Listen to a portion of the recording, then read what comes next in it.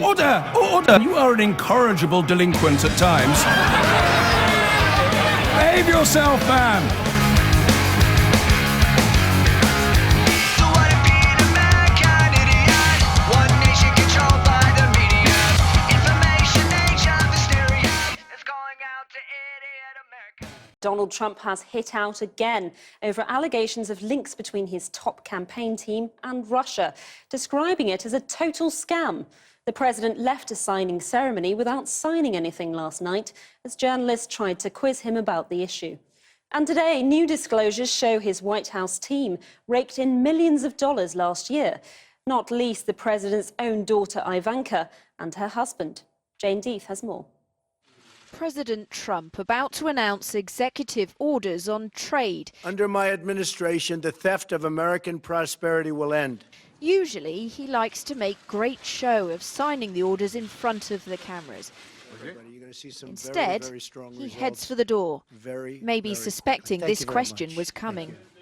Were you trying to tell the Justice Department to grant immunity to Michael Flynn?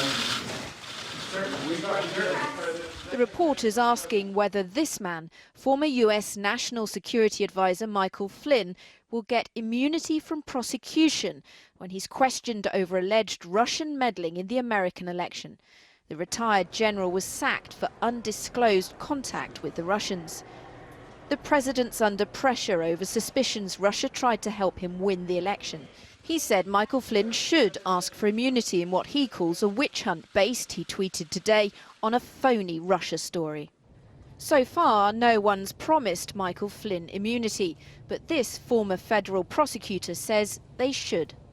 Before too long, I would hope that they'd come back to him and see what he has to say. It seems to me that more important than a criminal prosecution is to find out what he knows, because if there was Russian involvement in this election, that's something that everybody needs to know as soon as possible. But right now, it's not Russian interests, but the Trump team's business interests, which are raising questions.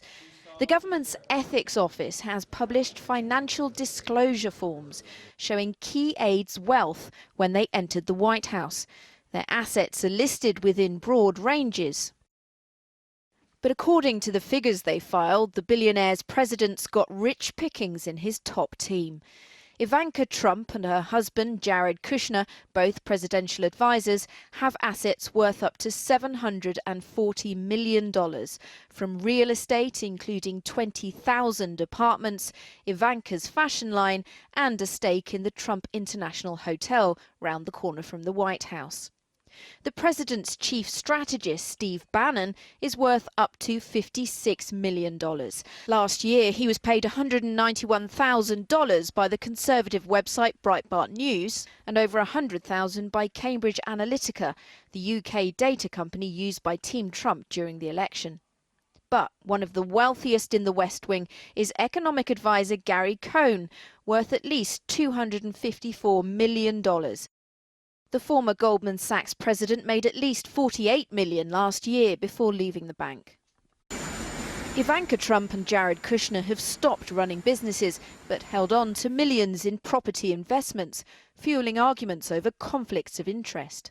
But Press Secretary Sean Spicer, worth at least $3 million, held up the wealth in the White House as a badge of honor. I think it's something that should be celebrated, is that the president has brought a lot of people into this administration, into this White House in particular, who have been very blessed and very successful by this country, and have given up a lot to come into government. You're not going to believe this. All right. Who just wrote a comment? Let's hear it. Donald Trump. Last night, some of the entertainment elite performed in a fundraiser for the fight against President Trump. Obama wiretapped my home. Sad. He has his own ride there, Pirates of the Constitution. They were raising money for the American Civil Liberties Union. It filed the lawsuit which stopped the first travel ban. Nothing they can say will bother President Trump. What his former security advisor says about Russia will.